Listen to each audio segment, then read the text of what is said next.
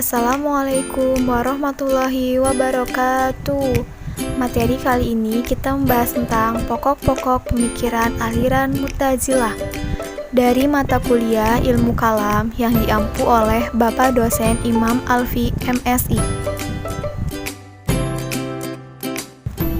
Kami dari kelompok 4 yang beranggotakan Hanifah Nurfadilah, Novia Wiwit Nur Alfijah, Puput Dwi Lestari, dan Devi.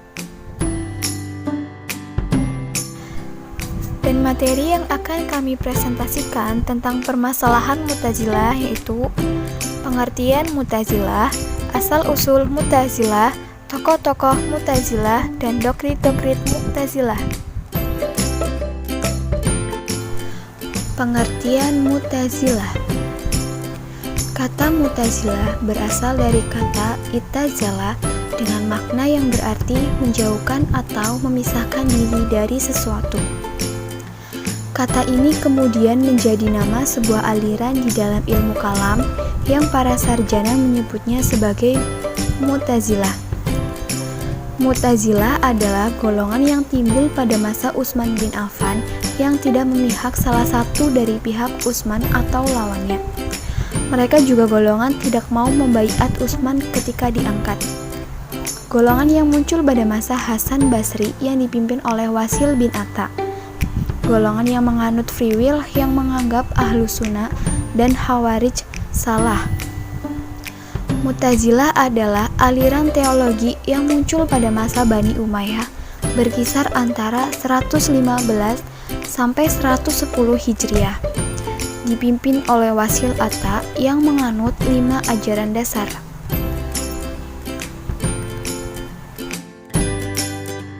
Asal-usul aliran Mu'tazilah. Munculnya Mu'tazilah diawali dengan perselisihan atau perdebatan antara Imam Hasan al-Basri dengan salah satu seorang peserta halaqahnya yang bernama Wasil bin Atta dalam masalah perbuatan dosa besar.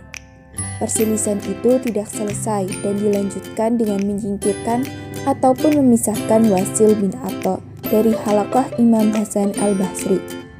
Berikutnya, Wasil bin Atta menyebarkan pemikirannya yang bertentangan dengan Hasan al-Basri tersebut kepada siapa saja karena gaya bahasanya yang menarik dan selalu mengedepankan logika, sehingga ajarannya nampak logis. Maka selang waktu yang relatif cepat, pengikutnya semakin banyak. Pengikutnya ini disebut golongan Mu'tazilah. 5 tokoh-tokoh aliran Mu'tazilah. 1. Wasil bin Atta 80-131 Masehi atau 699 Masehi.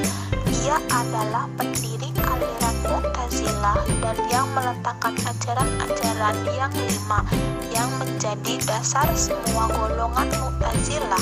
Kebanyakan pendapat-pendapatnya belum matang. 2. Abu Huzail al-Alaf 135-226 Hijriah atau 753-840 Masehi. Abu Huzail al-Alaf adalah seorang pengikut aliran Wasil bin Atta, mendirikan sekolah Mu'tazilah pertama di kota Bashrah. Lewat sekolah ini, pemikiran Mu'tazilah dikaji dan dikembangkan. Ibrahim bin Sayyar bin Nazam wafat 231 Hijriah atau 845 Masehi adalah murid Abu Huzail al-Alaf, orang terkemuka dan cara bicara, banyak mendalami filsafat dan banyak karangannya. 4. Basri bin al-Mu'tamar wafat 226 Hijriah atau 840 Masehi. Pendapatnya antara lain, siapa yang tobat dari suatu dosa besar kemudian mengerjakan dosa besar lagi, ia akan menerima siksa yang pertama juga, sebab tobatnya dapat diterima dengan syarat tidak mengulangi lagi. Dengan perkataan lain, siksanya berlipat ganda. pertama, Jahis Amr bin Bahr, wafat 225 Hijriah sampai 868 Masehi. Ia terkenal tajam penanya, banyak karangannya, dan gemar membaca buku-buku filsafat, terutama filsafat alam. Karangan-karangannya yang masih ada hanyalah yang bertalian dengan kesusastraan. Doktrin-doktrin aliran Mu'tazilah. Yang pertama, at-tauhid. Dasar Islam pertama dan utama, sebenarnya tauhid ini bukan milik khusus golongan Mu'tazilah. Akan tetapi karena mereka menafsirkan sedemikian rupa dan mempertahankannya dengan sungguh-sungguh, maka mereka terkenal sebagai ahli tauhid. Yang kedua, al-adl atau keadilan. Dasar keadilan adalah meletakkan pertanggungjawaban manusia atas segala perbuatannya. Ajaran ini bertujuan menempatkan Tuhan benar-benar adil menurut sudut pandang manusia. Karena alam semesta ini sesungguhnya diciptakan untuk kepentingan manusia. Yang ketiga, wa'ad wal-wa'id atau janji dan ancaman. Prinsip ini adalah kelanjutan prinsip keadilan yang harus ada pada Tuhan. Golongan Mu'tazilah yakin bahwa janji Tuhan akan memberikan pahala dan ancamannya akan menjatuhkan siksa atau neraka pasti dilaksanakan. Karena Tuhan sudah menjanjikan demikian. Siapa yang berbuat baik akan dibalas dengan kebaikan, dan siapa yang berbuat jahat akan dibalas dengan kejahatan pula. Yang keempat, al-manzilah baina al-manzilatain. Menurut pandangan Mu'tazilah, pelaku dosa besar tidak dapat dikatakan sebagai mukmin secara mutlak. Hal ini karena keimanan menuntut adanya kepatuhan kepada Tuhan. Tidak cukup hanya pengakuan dan pembenaran. Berbuat dosa bukanlah kepatuhan, melainkan kedurhakaan.